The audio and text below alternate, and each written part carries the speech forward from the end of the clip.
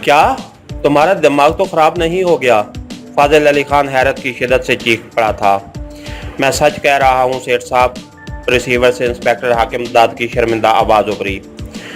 तमाम सिपाही धमाके की आवाज़ सुनकर थाने से बाहर निकले और उसे भी भागने का मौका मिल गया। मगर हवालात के दरवाजे को तो ताला लगा होता है जनाब। फाजिल अली का लहजा शकूक से पुर था।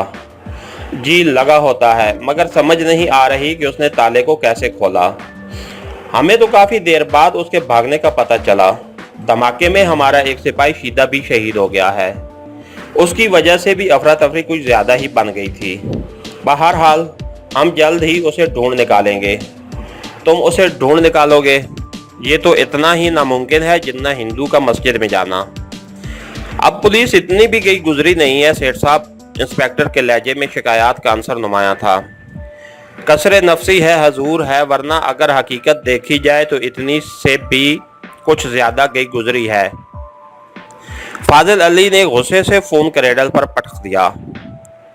वो थोड़ी देर गहरी सोच में डूबा रहा, फिर एक नतीजे पर पहुंचते हुए उसने इंटरकॉम का रिसीवर उठाया। शेरे को हमारे पास भेज दो। दूसरी तरफ का जवाब सुने बगैर रिसीवर रख दिया। चंद लम्हे बाद शेर खान उसके सामने खड़ा था। शेरे, इस्माइल शाह हवालात से भाग गया है।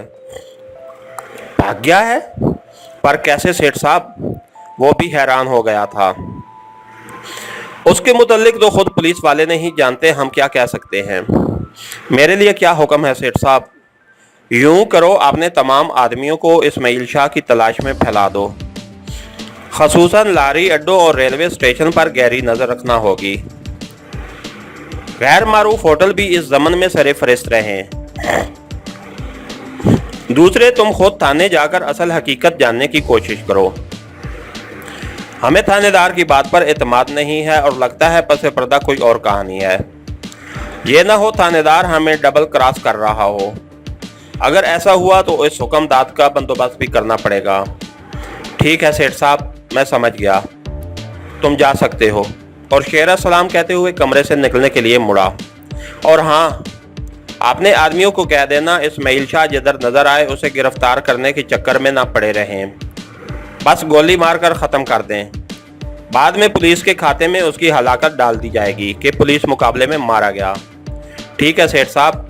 शेरे ने एक मरतबा फिर अस्बात में सर हिलाया और फिर फाजिल के हाथ का इशारा पाकर कमरे से निकल गया। इधर सर, नए आदमी के लिए आपने कोई हदायत जारी नहीं की? मिर्ज़ा ताहिर हुसैन के सामने मुअद्दबाना अंदाज में बैठा हुआ शख्स मुस्तफसर हुआ। चंद दिन आराम करने दो, फिर ट्रेनिंग सेंटर भिजवा देना। उसे किस खाते में रखना है सर? तुम्हारा क्या ख्याल है? उसने उल्टा सवाल किया। सर, मेरा तो ख्याल है उसे खुदकश बना देते हैं। माँ बाप मर गए हैं, कोई करीबी रिश्तेदार है नहीं, और ऐसे लोग यूं भी सब माशरे से कटे कटे और अलहदा रहते हैं। ज़िंदगी से तंग और बेजार महीना 2 महीना भाषण सुनने के बाद आसानी से बारूद भरी जैकेट पहनने के लिए तैयार हो जाएगा। अगर मैं कहूं कि तू आमक है तो मेरी इस बात में किसी अहमक को ही एतराज़ होगा। बेवकूफ़, उसने मास्टर किया हुआ है, अनपढ़ जाहिल नहीं है। जुल्म नाइंसाफ़ी का डसा हुआ है, अपनी जान से तंग नहीं आया हुआ।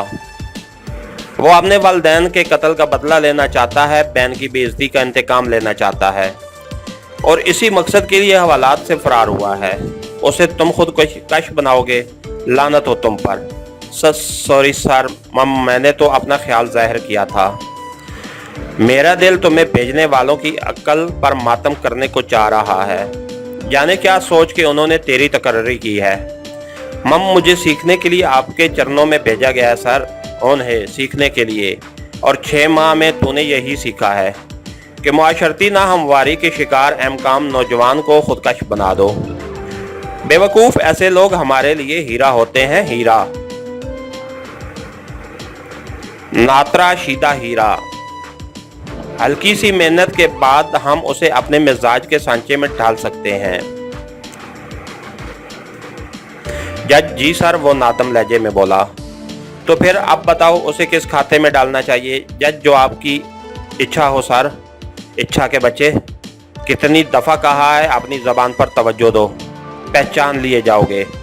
जज, जी सर, वो बुरी तरह हिकला गया था। मेरा मतलब था जो आपकी मर्ज़ी हो।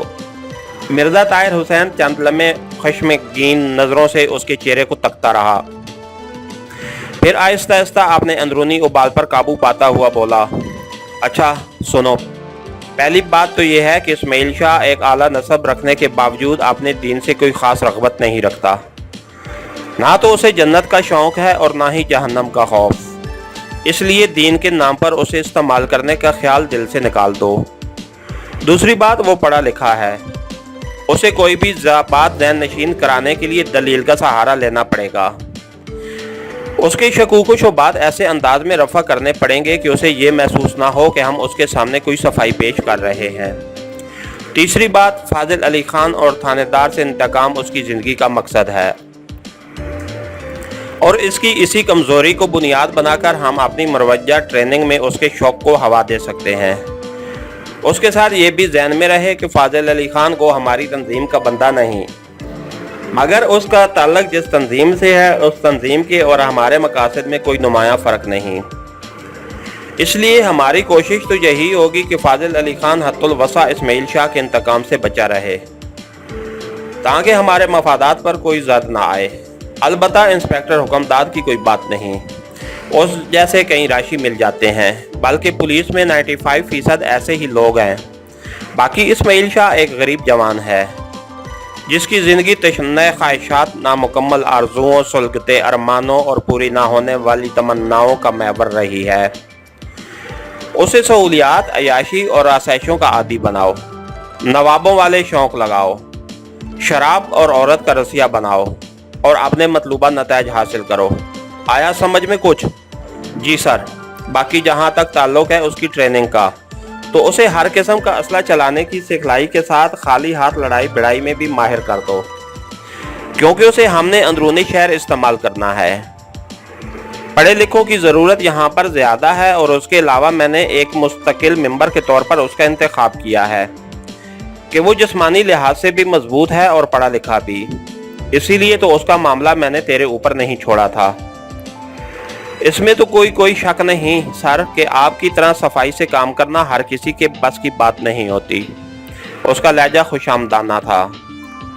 ہفتے کو اسماعیل شاہ کو ٹریننگ سنٹر بھجوا دو، اور بھجوانے سے پہلے اسے مجھ سے ضرور ملانا۔ اب تم جا سکتے ہو۔ مرزا طاہر حسین نے اسے جانے کا اشارہ کیا اور خود صوفے کی سیٹ سے ٹیک لگا کر آنکھیں بند کر دیں۔ اس کے ساتھ ہی ہماری آج کی ایپیسوڈ کا اختتام ہوا۔ کہانی گار چینل کو سبسکرائب کیجئے، بیل آئیکن کو پریس کر دیجئے تاکہ ہر آنے والی نئی ویڈیو آپ تک بر وقت پہنچ سکے۔ شکریہ۔